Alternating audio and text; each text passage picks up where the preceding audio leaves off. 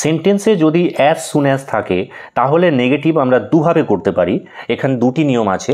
প্রথমে আমরা no sooner had subject তারপরে V3 বসাতে পারি এবং দুটি সেন্টেন্সের মাঝে লিঙ্কার হিসেবে দেন বসাতে পারি।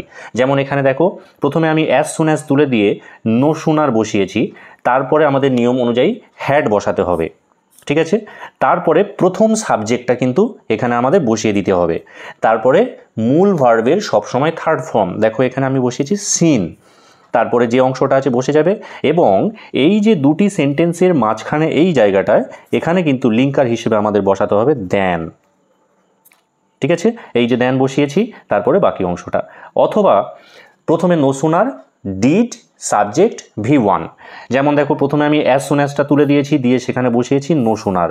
তারপরে দেখো এখানে হ্যাডের পরিবর্তে কিন্তু এখানে ডিড বসেছে, তারপরে সাবজেক্ট, তারপরে সির প্রথম ফর্ম বসেছে, এখানে ছিল স, তার প্রথম ফর্ম এখানে বসেছে প্রেজেন্ট ফর্ম সি, তারপরে লিঙ্কার হিসেবে এখানে কিন্তু দেন বসেছে, বাকি অংশটা বসে গেছে। Thank you.